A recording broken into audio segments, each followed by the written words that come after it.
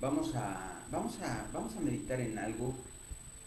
Quiero compartirle a usted algo que el Señor ha estado trayendo a mi mente y a mi corazón en estos días.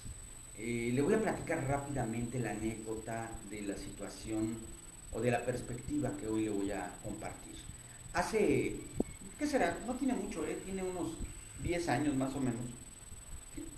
Estaba yo en un culto, estábamos como visita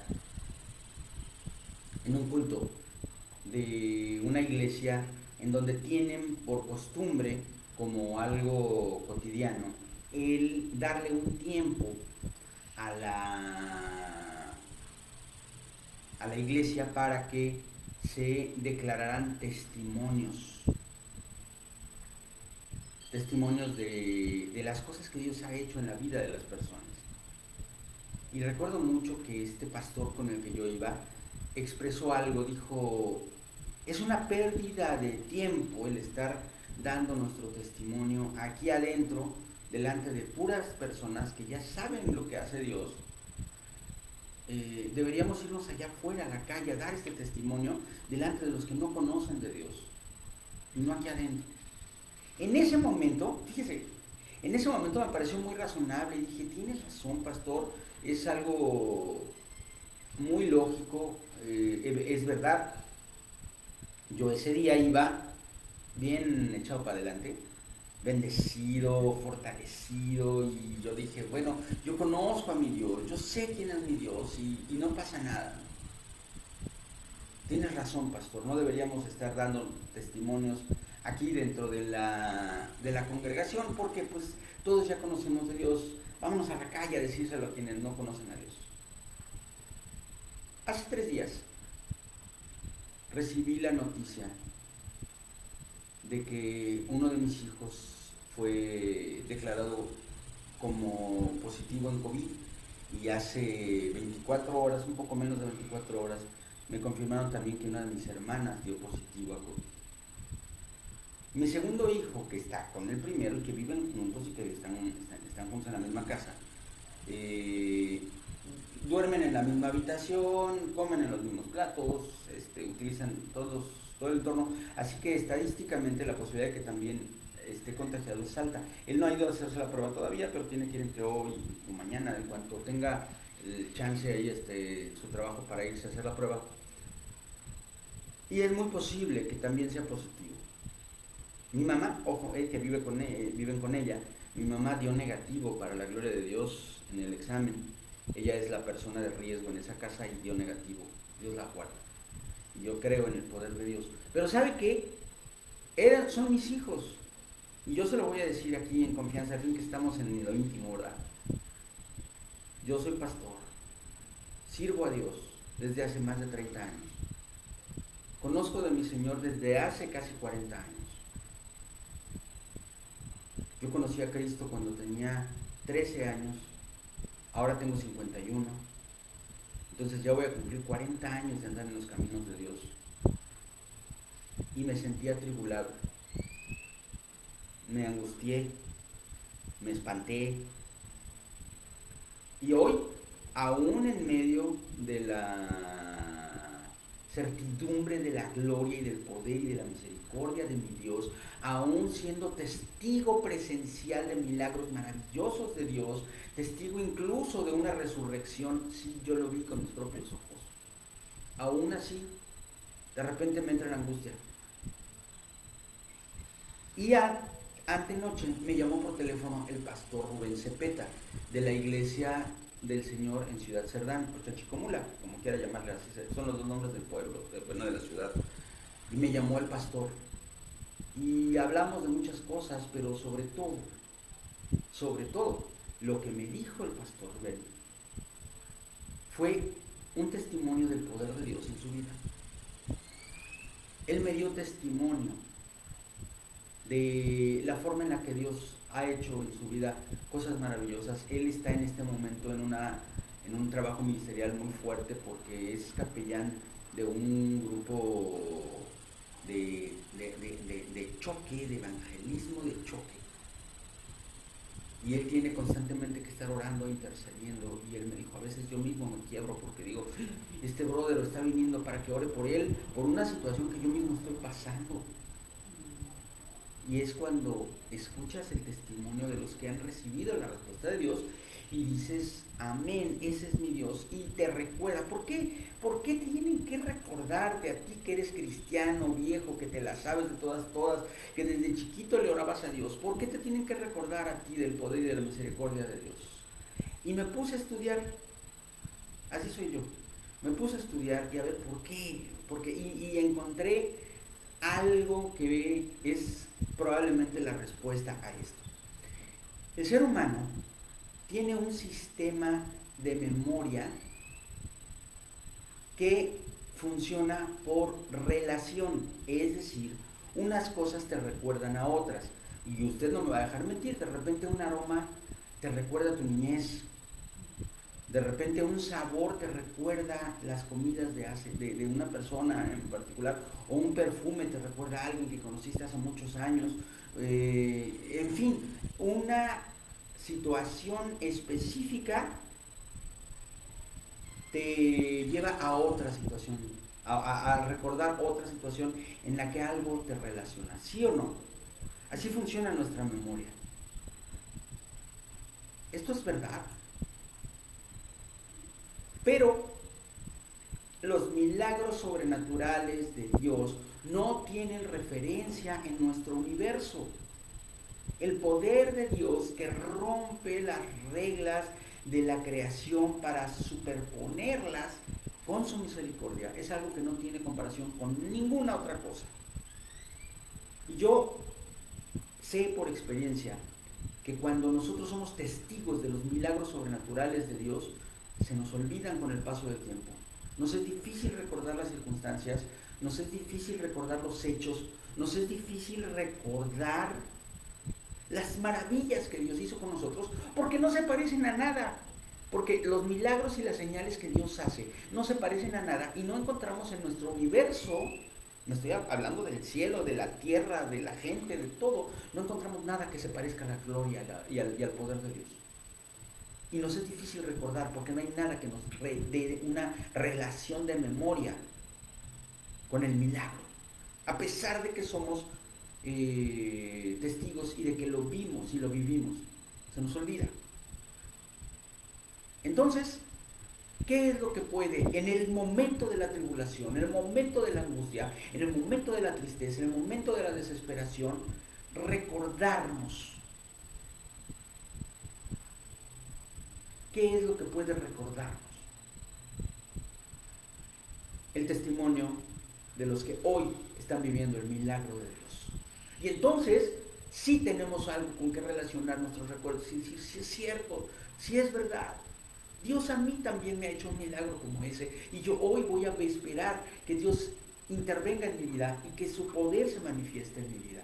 Por eso hoy reconozco y hoy entiendo que es importante que los milagros y señales que el alto Dios ha hecho con nosotros los publiquemos, los declaremos, no solamente a los perdidos, que es tan importante hacerlo, sino también en medio de la congregación de los santos, porque esa no solamente es una forma de proclamar el poder de Dios, sino también de fortalecer el corazón de la iglesia. Amén. Mi esposa me preguntó hoy en la mañana, oye, ¿por qué será que últimamente hemos tenido muy pocas peticiones de oración? Yo quiero creerle a Dios. Yo le creo a Dios, a pesar de mi incredulidad. Yo le pido ayuda a mi incredulidad, Señor, porque yo te creo, pero me cuesta trabajo. Yo creo que muchas de las peticiones de oración que nosotros hemos llevado a lo largo de estos meses en este devocional han sido respondidas por Dios. Amén. Porque de otra forma seguirían vigentes. Pero yo creo también que olvidamos, como los 9 leprosos, regresar al Señor y decirle gracias. Y esto no se refiere a que no tengas gratitud en tu corazón, sino al acto externo de proclamar la obra de Dios. No es una cuestión que vaya a incidir a lo mejor en tu propia vida, Porque a lo mejor tú sí estás consciente de lo que Dios te hizo y tú dentro de tu corazón dijiste gracias, pero sí incides en el corazón de la iglesia, en el corazón de los que no conocen de Dios, cuando tú lo proclamas, Amén. cuando tú lo declaras. Si no estoy en un error, es el texto que está en Daniel 4:2. Déjame buscarlo y déjame leerlo, porque este texto es palabra de Dios, no es mi opinión, no es mi criterio, es una exhortación de la palabra para que tú y yo hagamos lo que Dios dice. Y dice así la palabra del Señor en Daniel 4:2 y 3. Dice: conviene que yo declare las señales y milagros que el Dios Altísimo ha hecho conmigo. Cuán grandes son sus señales y cuán potentes sus maravillas. Su reino sempiterno, y su señorío de generación en generación. Amén. Bendito sea su nombre. Y esta palabra fue dicha por un hombre que fue el peor enemigo de Dios, el anticristo por excelencia, aquel que no solamente renegaba de Dios, sino que pervirtió al pueblo de Dios en medio de su soberbia y de su pecado. Y este hombre al final vio la gloria de Dios, el amor y la misericordia restauradora de Dios en su vida, y su nombre era Nabucodonosor, rey de Babilonia. Al final de su vida dijo esto, y lo repito para que usted se lo lleve en su corazón: conviene que yo declare las señales y milagros que el Dios Altísimo ha hecho conmigo. Cuán grandes son sus señales y cuán potentes sus maravillas. Su reino sempiterno, y su señorío de generación en generación. Y yo quiero hoy empezar con algo que quiero que se convierta en algo cotidiano en este tiempo devocional. Cuando mi hijo no nato tenía 3 meses de edad en el vientre de su madre, fue declarado muerto. No tenía 3, tenía 6 meses. 6 meses. Fue declarado muerto. Y a su mamá le dijeron: venga mañana que se haga el legrado. Incluso la doctora o enfermera o no sé qué era que la atendió, practicó un proceso de estarle aplastando fuertemente el vientre con la intención de destruir el cuerpo para facilitar el legrado al día siguiente. Por la noche, en un acto de fe sin sentido lógico, sino solamente por el creerle a Dios, fuimos con un ginecólogo, amigo, hermano en Cristo, el doctor Mario Medina, que tenía equipo de ultrasonido en su clínica, y en la desesperación y en la tristeza, en la profunda tristeza de la muerte de nuestro hijo, que ya había sido anunciada por un médico, lo checaron en el ultrasonido y estaba perfectamente bien, sano, nadando como pez en el agua literalmente, sin ninguna lesión, sin ningún daño y sin ningún problema. Cuando nació, a mí me hablaron para decirme: está fallando el corazón del niño y si tuviéramos que sacarlo de emergencia, podríamos poner en riesgo la vida de la madre. Necesito que usted autorice el procedimiento para salvar la vida de la mamá a una costa de la vida del niño si fuera necesario. Y lo firmé. Los dos nacieron, bueno, él nació y los dos salieron perfectamente sanos de ese parto. Cuando mi hijo tenía 5 años de edad, sufrió de la infección, de la enfermedad de las paperas. Se convirtió en una meningoencefalitis de la cual nos dijeron: él no va a salir con vida, y si acaso sobreviviera va a ser un vegetal. No da para más. Su cerebro ya está consumido por la enfermedad. Cuando mi oración cambió, y en vez de estarle diciendo: Dios, sánalo, le dije: Dios, que se haga tu voluntad, es tuyo. Si lo vas a dejar, déjalo, pero bien. Y si te lo vas a llevar, llévatelo a tu gloria. Y sea el nombre del Señor bendito. En ese momento, él despertó del coma que tenía desde hacía casi 3 semanas. Y hoy, ese vegetal anda por ahí caminando, y le puedo contar varias otras ocasiones. Ese vegetal, que es un hombre perfectamente capaz y hasta hace 3 días perfectamente sano. Sigue caminando porque él es el cumplimiento de la promesa de Dios, de que él iba a darme descendencia y que yo le dije, Señor, mi primer hijo te lo consagro a ti. Y ahí está. Él es el que tiene COVID, confirmado. Y hoy yo creo y confío fielmente en Dios, firmemente en Dios, en que Él tiene en sus manos el control de esta situación, y no solo por Él, sino por su hermano, por mi madre, por mi hermana y por el resto de la familia. Y yo creo en el nombre de Jesús que Dios va a tomar el control de todas las cosas, y esta enfermedad tiene como propósito que el nombre de Cristo sea glorificado y que podamos ver la gloria de Dios. Muchos han estado en contacto con él de la familia, porque no sabíamos que estaba contagiado. Pero ahí vamos a ver la mano de Dios. Yo lo creo en el nombre de Jesús.